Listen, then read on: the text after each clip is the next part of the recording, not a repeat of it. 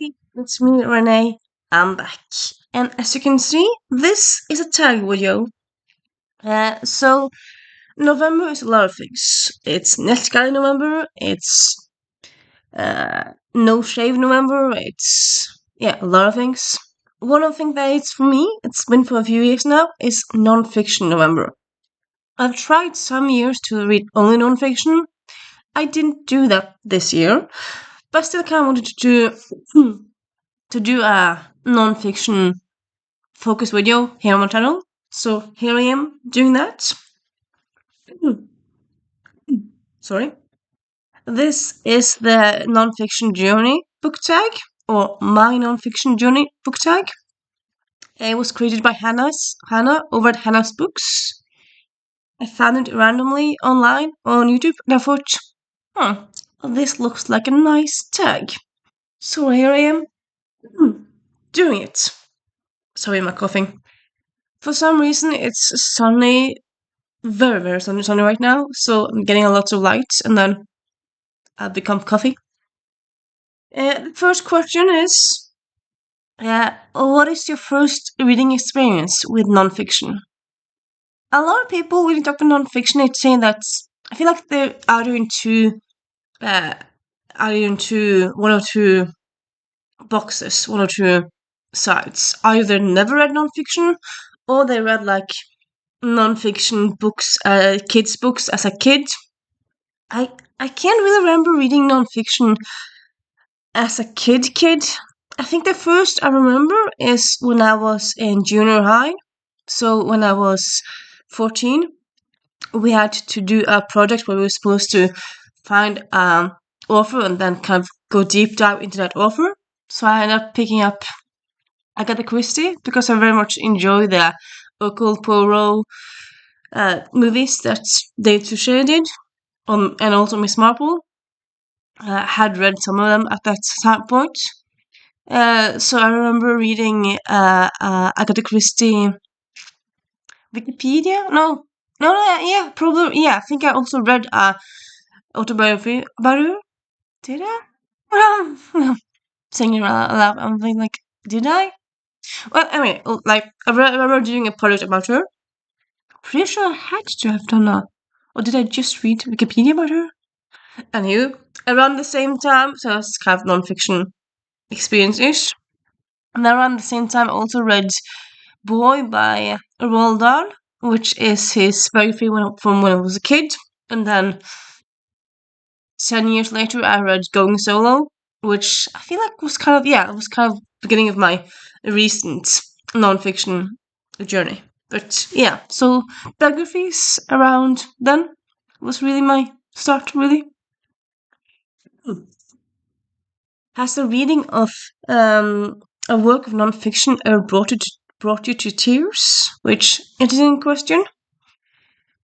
And I think it has. I read Disability last year. Yeah, last year by Alice Wong, which is an essay collection all about being disabled in, well, mostly United States, but it also takes a look at how it is in the UK. It's not just one place. It's kind of here and there, but it's about being disabled in today's society. And I would say what's the word again? The preface really got me because that was by Alice Wong, who's the editor by the whole shebang. Or is it? I'm just gonna double check here because I don't want to say things wrong. Do I now? Give me a moment. Come on. Yeah, sorry. It was an introduction. It was the first essay, which was by Harriet McBride Johnson. Harriet McBride Johnson is a university lecturer, and she ended up going to this debate where this guy was debating for euthanasia of people being disabled. So he's talking about like if you're pregnant and if you go to ultrasound and you see, okay, my kid is gonna be sick, just abort that person because that person is not going to get a good life because disability. And that's just awful. I mean, yeah, depending on where you live in the world, it's not going to be easy. But aborting because of being different abled and disabled, no. And that guy, that whole chapter just made me wow. And also this guy who very much argued for uh, more or less disabled people not existing. He didn't say that, but that was kind of what he said. What he was saying. But he also was very much for animal rights, which I'm not against animal rights. I'm a vegetarian. I love animals, or yeah. But being for animal rights, but against human rights. Honestly, I feel like if you're for animal rights, you should be for human rights, all humans. You shouldn't pick and choose that way. And just it was just a very weird thing, and just yeah, very difficult reading, I would say. And in general, this book highly recommend it. Now the next question. The next question is moving on. Yeah. Are there any people that played a significant? Are there any people that played a significant role in your nonfiction journey? Well, I would say maybe a couple of Olive from Olive from a couple of Olive, the bookstore channel. She hosted the history challenge a few years, which is all about reading historical nonfiction. And that honestly, yeah, I think that's kind of what got me back into nonfiction these last years. I did a history challenge for 2 years, 2021, 2022, and that kind of made my eye pop out to like, oh my god, nonfiction can be so much and so interesting, and maybe appreciate the genre, yeah, the type of book genre in a different way. So yeah, Olive from that channel. And then other than that, I would say like with me, I don't really check that much about nonfiction on BookTube. I suppose the question is, are there any people? Yeah, are there any people? People, I just kind of automatically think BookTube, but I mean, people can be so much. Um, I would say recently, I would say it's been Dan Schreiber from the No Such Thing as a Fish podcast and the Wikimi Weirdos. In both those, he talks about books, but he talks quite a lot about books in his Wikimi Weirdos podcast, which is all about the weed people. And yeah, so he talks about the different books he's interested to read and the different books he has read. And yeah, that does kind of made me pick up different books. Other than that, it's difficult to say. Like with me, nonfiction, like I read it, but I don't really have a specific place or the specific persons that I look for nonfiction recs. With me, nonfiction, it's either like I'm just randomly browsing in the library or in a bookstore, or it's a new book that's uh, new and taught a lot about. So it's not. Yeah, I can't really say I have specific people really that I kind of rely on for nonfiction. I would say so. Yeah, I would say yeah. I don't really have a different answer on that really. Hmm. Question 4: do you enjoy documentaries? Do you have favorites? Is there a subject you like to see discussed on film? I feel like a lot of people have become much more documentary fans lately than before. But honestly, right now, I've watched some documentaries. I suppose. Oh, you know what? I suppose how you define documentary. Like, if you mean a documentary, like a movie about a subject, I don't watch a lot of those. I do watch a non-fiction documentary TV series. So, like, if people are making a TV series that's not fiction, but like non-fiction, that's do like I suppose kind of Louis Theroux-ish, but like Louis Theroux does different things, so this doesn't really work. But yeah, there's this guy who's made a TV series several years about how it is in the States, but he's Norwegian, so he goes over there, interviews stuff and people, and he does like 5, 6 episodes. I watched that. So I would say I watch more TV series about nonfiction thingies than I do documentaries. I watched some documentaries. I did watch the one about. Now I'm blacking out. The one about. This is annoying me. What is her name? Yeah. Yeah, that. I got to remember it. Stormy Daniels. So there was a Stormy Daniels documentary that came out um, this summer. I watched that and I didn't like that one. But yeah, normally documentaries are not something I really watch that much of. So yeah. And do I have something I want to see on documentary? I don't know. I mean, I watch YouTube essays, which I suppose is kind of documentary based ish. I mean, sometimes they talk about real life and whatnot. I suppose with me in documentaries, I'm more like, I like QI, as I said, and I like documentary style podcasts. But the movie documentaries, I don't really do that much, really. So yeah, moving on. Hmm. Have you read a biography or a memoir? Isn't memoir the same? Isn't memoir the same as biography? What's the difference between a memoir and a biography? I thought it was synonyms. What's the difference there? Please tell me. I don't know. Anywho, yeah, I know my mascara is all over. I can't be arsed. It's a bit all over today. That's how it is.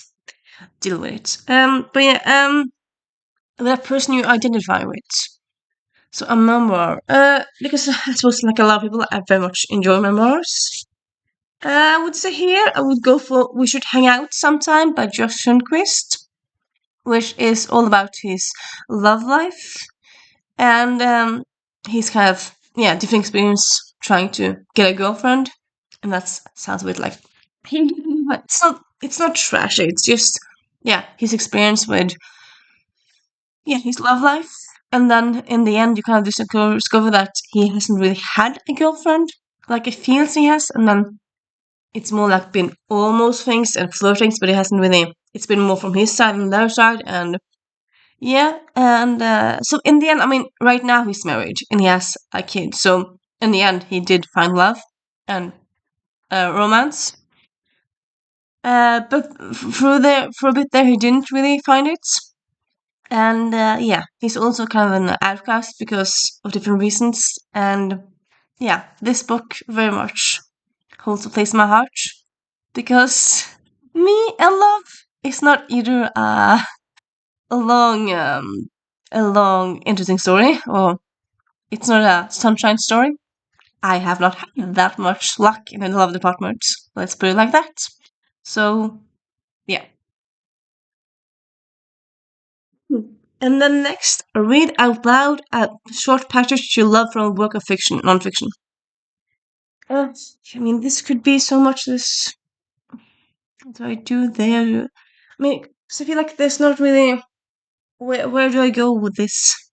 Because there's books that I love. So I still can't don't know. Okay, I might do that. Yeah, I'm not gonna do that. This one. But then again, like, where do you?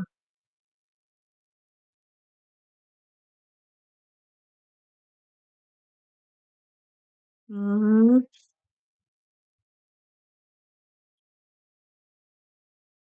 mm, yeah, I'm doing this one.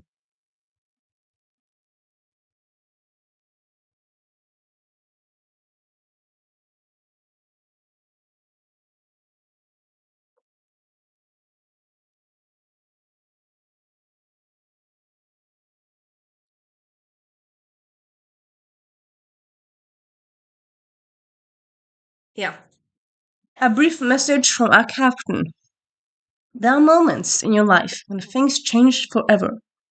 It could be the discovery of an unexpectedly pleasant dipping sauce, a nighttime visit from your financial team, or a ticketed white collar grudge match.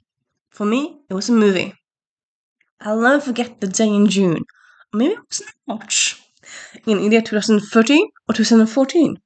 When I opened up my laptop, attached the internal DVD player with a male-to-male USB cable to the powder port, swabbed the screen with a lemon fresh and moist towelette, and removed a shop-bought DVD from its slightly chipped Amore case. Checked for marks and scuffs that may have resulted from an in-transit disc slippage. Tenant said marks and scuffs with sober squirt of clean, safe fluid. And use of my somewhat careworn rotating microfiber. Yeah, it goes on for a bit here. But yeah, so not best book to choose. But anyway, it's Ayori Top, which from Ayori Top, which is just such a weird book. It's a book where it talks about the movie, the movie View from the Top, which is a weird, bad movie. But he also talks about his life. So he kind of, in a way, I suppose he honors this movie that is just very, very bad. And yeah, it's a quite very funny book. I would recommend it. So yeah, and then we have, give me a moment. Do any works of fiction intimidate you? Which ones and why? Well, why would you ask which ones and then just not ask you more? I mean, usually when you ask about something specific, you want an example. Anywho, the Five, The Untold Lives of the Woman Killed by Jack the Ripper by Hallie Rubenhold. So I heard lots of good things about this book. I heard about it from the History Challenge people years ago. I bought it 2 or 3 years ago now. I did start it last year, and I did try it again this year. And I haven't really gotten that far into it. Like, I like this book, and I like the writing style, but it's just, there's so many words. I know. I feel so weird when I say that on BookTube. There's so many words! But, like, sometimes, some books where you have, like here, you have, there's more air with stuff. There's not words all over. And then here, you see words all over. And also it's huge. And I don't believe there's stuff in pictures. I don't know. This book intimidates me. I kind of want to find it on audio, but I haven't so far. So I suppose I could still find it somewhere on audio, but I just haven't done that. So yeah, I suppose you have to have some whales, some Moby Dicks. Yeah, yeah. And then the next question is, what tips do you give to people hesitant to read nonfiction?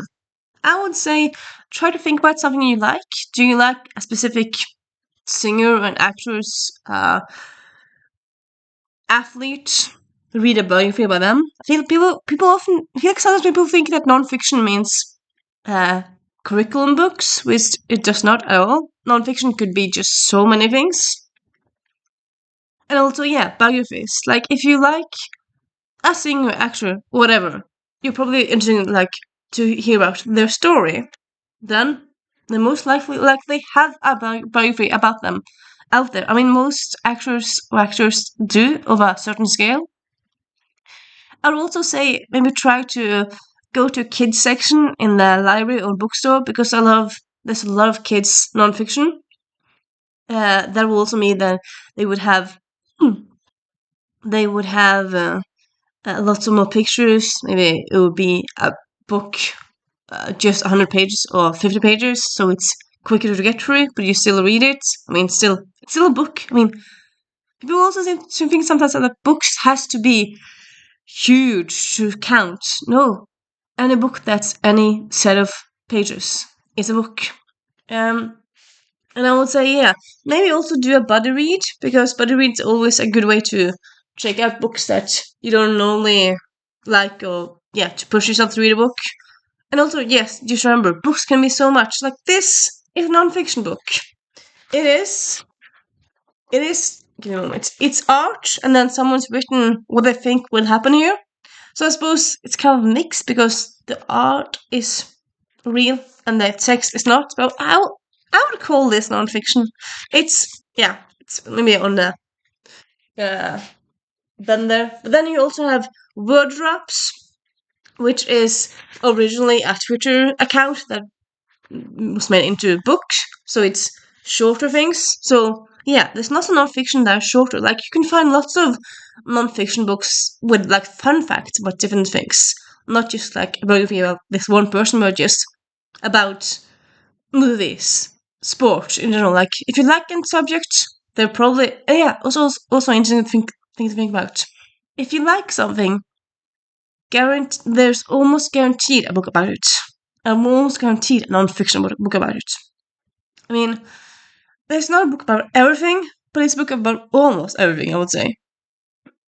So, yeah, I would say don't give up. The book for you is out there. And then also this, which I suppose is kind of like a genre I've been very much loving myself lately, which is kind of just uh, people being weirdos or like heroic failures, so failures throughout time.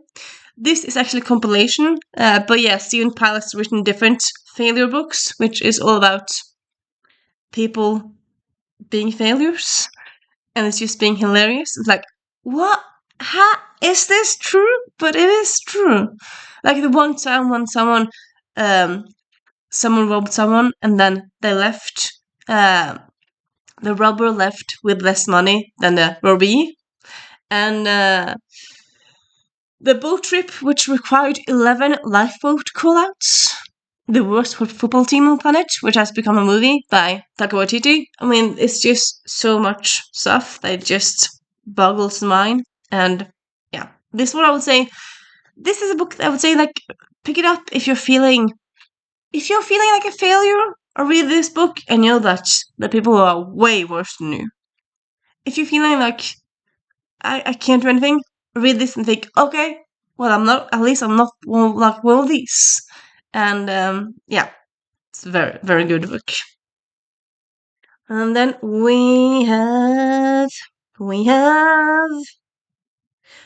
What are your favorite books nonfiction? So here I'm just going to show them all to you. Well, I have a lot of them, but I'm going to show quite a lot of them. Heroic Failures or The Epic Book of Heroic Failures by Stephen Pyle.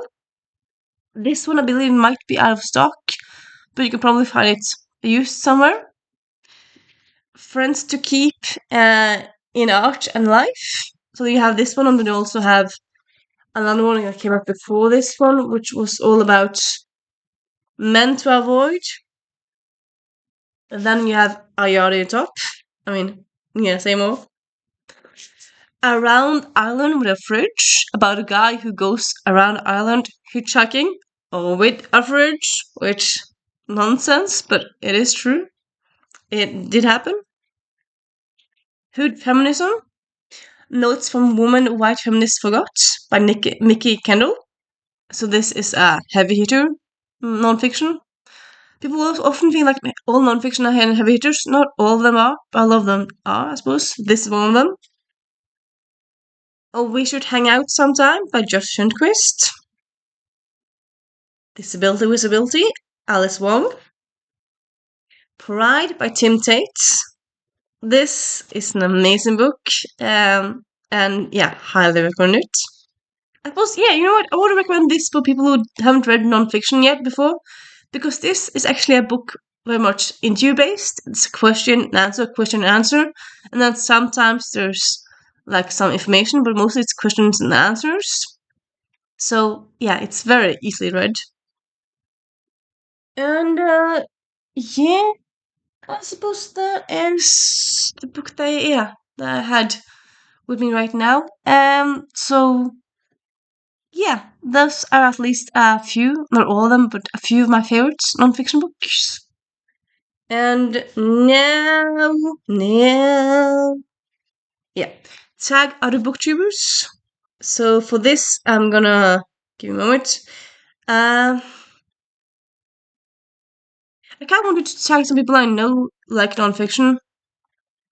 Like, for example, Katie from Katie Reads and Rants. She did History Challenge a few years ago, And then I see she hasn't really been active on BookTube for years now. I know she's back to being a student, so probably why. Okay, tag her, and then you can do it when you want to do it, but I'm gonna tag you still. Rosie Cockshot, yes, that's her name. A Canadian who's also not that active anymore, but she's still like she posted something this year, so I'm gonna tag you. And then Defan Bruninga Scholar, Socolar, she has posted things recently, so she's still active, and she is also into nonfiction. And yeah, I suppose also other than that, I'm gonna do as always, which is kind of tag your it. If you see this, and if you like nonfiction, do it. If you feel like you want to do it, do it. And yeah, and that's been this tag. I hope you enjoyed it, and I'll see you soon. Bye.